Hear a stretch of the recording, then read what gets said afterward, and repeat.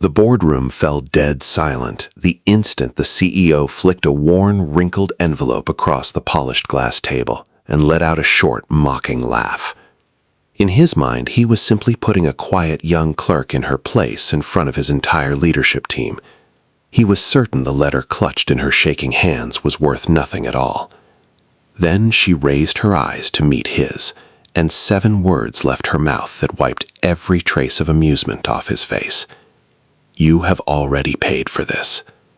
Nobody in that room dared to move. For 3 long years, 27-year-old Emma Carter had spent her days in the basement records room of Whitmore & Cole, one of the most influential investment firms in the entire city. She was the kind of employee the executives walked past a dozen times a day without ever really seeing. The woman who hauled boxes, sorted through forgotten paperwork, ran documents up to the executive floor, and quietly cleaned up errors that nobody upstairs wanted to own. Her wardrobe was plain and practical. Her shoes were a little scuffed at the heel. Most days her lunch came from a scratched plastic container she packed at home, because in her world, every single dollar had somewhere important to go. But Emma carried something that most people on the executive floor had long since lost the ability to see value in. She remembered people, not just their names, but their stories, their struggles, the small kindnesses and cruelties that made up who they really were. If you believe that quiet kindness deserves to be seen, that second chances matter, and that one small act can rewrite the direction of an entire life, take a moment right now to like this video. Share it with someone who could use a little hope today. Drop a comment below and subscribe to Kindness Corner. Stories like Emma's are a reminder that the person standing quietly in the corner of the room might be holding the biggest truth in it. A father's legacy. Emma's father, Daniel Carter, had once walked the same halls of Whitmore & Cole. For 26 years, he had been one of the firm's most trusted senior analysts, the kind of employee who built departments from nothing, trained a generation of younger hires, and steered the company away from decisions that could have cost it everything. When Emma was 16, Daniel collapsed at his desk from a sudden heart attack and never came home. The company's response was a bouquet of flowers sent to the funeral home.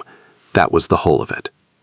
In the months that followed, Emma's mother tried to hold the family together as medical bills swallowed their savings whole. Eventually, the house they had lived in for a decade was sold. Emma learned far too young that grief does not pause the mail. The electricity bill still arrived on the same day it always had. She took after-school jobs stacking shelves and waiting tables.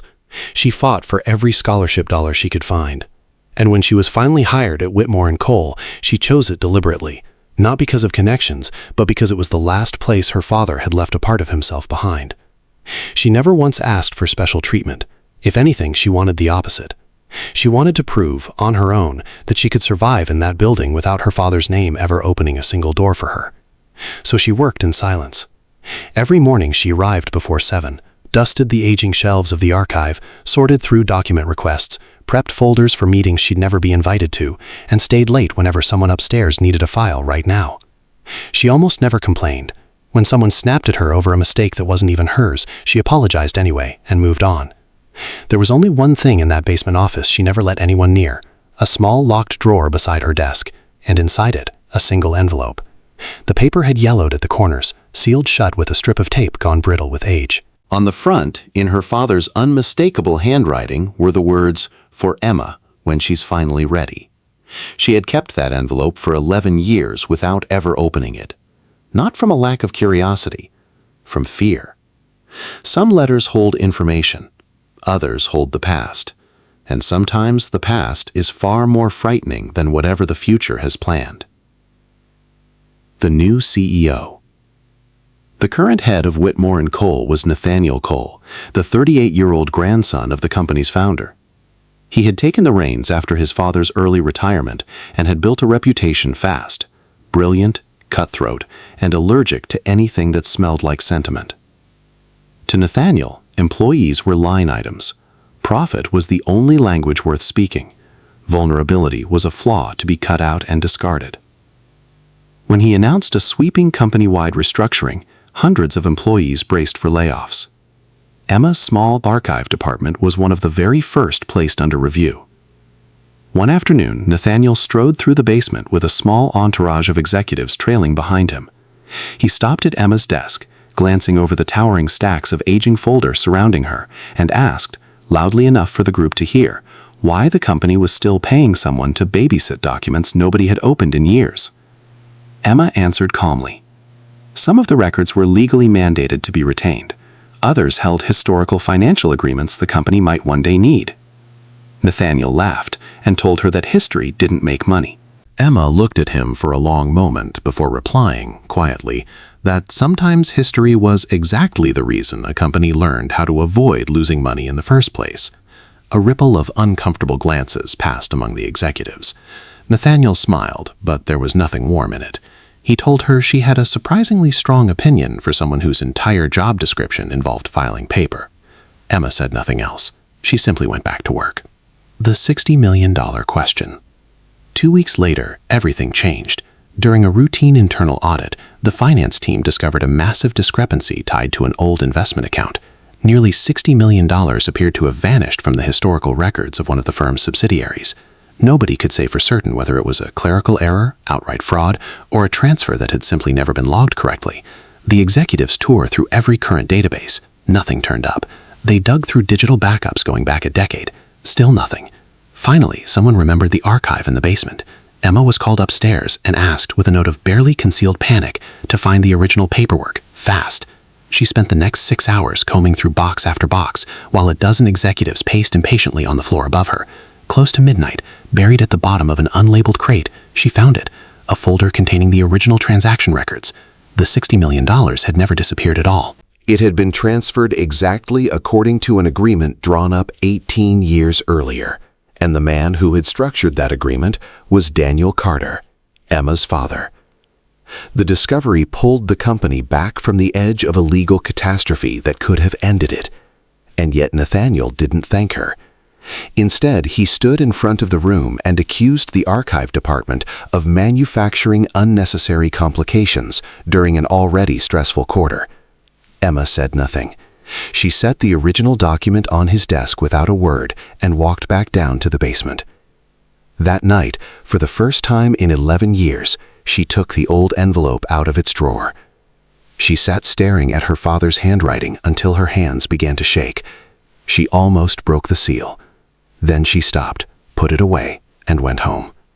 The envelope on the table. The next morning, Nathaniel called an emergency executive meeting. Emma was summoned upstairs. When she stepped into the conference room, she immediately understood this wasn't a routine gathering. Every senior leader in the company was seated around the table. Lawyers, financial officers, board members, even the firm's largest outside investor. And in the center of the table, resting on the glass, was the envelope. Emma's stomach dropped. Nathaniel picked it up and held it between 2 fingers, explaining to the room that it had been found in the archive, addressed to Emma, and that given the firm's recent discovery of her father's involvement in the old investment agreement, the board wanted to know whether the letter contained anything relevant to the company. Emma asked very quietly who had gone through her locked drawer. Nathaniel shrugged. The archive, he said, belonged to the company. Emma felt something inside her chest crack open. That envelope was the very last thing her father had ever left her, and it had just been treated like a company asset. Nathaniel leaned back in his chair and made the mistake that would change everything. He held the letter up in front of the room and, with a smirk, asked whether Emma actually believed this envelope held some grand secret that would transform her life. The room offered him a few nervous, obedient laughs. He looked her over, the plain blouse, the worn-down shoes, and told her that if the letter was really so valuable, maybe she should prove it. He dropped it back onto the table. Then, grinning, he made his offer. $1 million, right now, if she would open it and read it out loud in front of everyone. The room went completely still. Emma stared at him. He expected her to flush with embarrassment. He expected her to refuse and slink back downstairs. Instead, she slowly reached out and picked up the envelope. She traced her father's handwriting with her thumb, and for the first time since she had ever set foot inside Whitmore & Cole, Emma smiled. Not because she was happy, but because she finally understood exactly why her father had made her wait. She broke the seal. Daniel's letter. Inside was a single folded page and a smaller, official-looking legal document. Emma unfolded the letter, and her father's handwriting filled the silent room with a voice that hadn't spoken in 11 years. He began by explaining that if she was reading this, he was likely gone, and that she had probably spent years wondering why he never told her the full truth about his work. 18 years earlier, he wrote, Whitmore and Cole had come dangerously close to collapsing after a string of reckless, high-risk investments. Several senior executives had quietly funneled company assets into those risky accounts to cover their tracks. Daniel had uncovered the scheme. He reported it, and instead of support, he'd been pressured from above to stay quiet. He refused. Instead, he built a legal protection structure that stopped millions of dollars belonging to the firm's clients from being quietly stolen out from under them. He saved the company, but he also made powerful enemies who never forgave him for it. Then came the part that made Emma's hands begin to tremble. While digging through the mess, he wrote, he had discovered something even more troubling. Decades earlier, the company's founder had quietly established a trust intended for employees and their families, funded by profits from several of the firm's most successful early investments. Its purpose was simple: help ordinary workers survive emergencies, medical crises, housing loss, family tragedy. After the founder passed away, that trust had simply vanished from the company's public records. Daniel had spent years quietly trying to trace what happened to it. The legal document folded inside the envelope held the answer. The employee trust had never actually disappeared. It had been folded into a protected private foundation, and the controlling beneficiary named on that foundation was Emma. The room didn't make a sound. Nathaniel stared at the paper. One of the company lawyers snatched it out of his hands and began scanning it line by line. The foundation's current estimated value, nearly $118 million. Nathaniel's father hadn't secretly been a wealthy man hoarding a fortune. He had simply protected something that had always belonged to people exactly like him, the ordinary employees who built companies brick by brick, while the executives upstairs collected the bonuses and the applause.